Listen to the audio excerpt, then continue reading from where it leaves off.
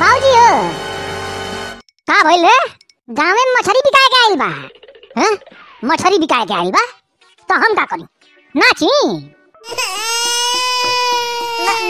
नाचे के कहता? हम तो कहत रहनी कि खरीद लेता। हमरा के मछली खाए के मन करता। मछली खइबा तू? मछली खइबा? मछली ना लियाई, कांटा गड़ जाई। मछली ना खाई जाला। माई माई ए माई का भइले हमार लाल? काहे रोत हो? मरला का? इल्जाम लगैला से पहले छानबीन कला। मरले वाले नहीं खियो तो रोत काहे? रोत काहे? मरले नहीं खियो कहता कि मछली बिकाए के आइल बा, खरीद ला। मछली खाए का मन करता तो हम मना कर देनी है कि मछली ना लियाई। वही पर रोता मछली खइबा है जिनको? ओ भाई हमरा के मछली खाए के मन करता। तो जब ओकरा मन करता मछली खाए के आ गांव में बिकाए के आइबे कइला तो लिया काहे ना देतवा? मना काहे कइला आपके? काहे रोइला? अरे छोट मोट लड़का बा, हैं? मछली खाई कांटा उटा गड़ जाई तो?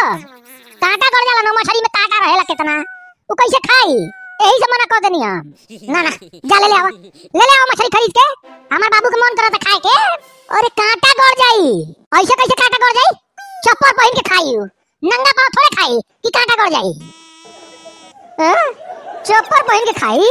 हाँ तब चप्पल पहन के या फिर जूता पहन के खा ली तब कैसे कांटा गड़ी?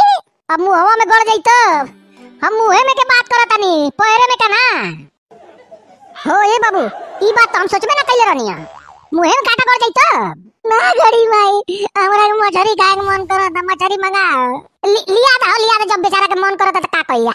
लिया ना, ढेर मत लिया, 1.5-2 किलो ले लिया।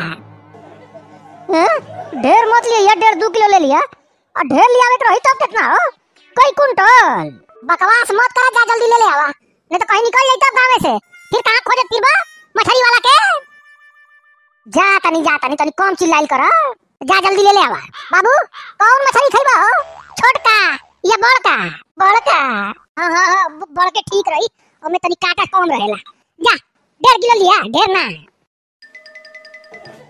अब काहे रोत हवा? अब तो गइना ना मछली लियावे। अब रोवा मत, हो गइल नु। आवा है ने।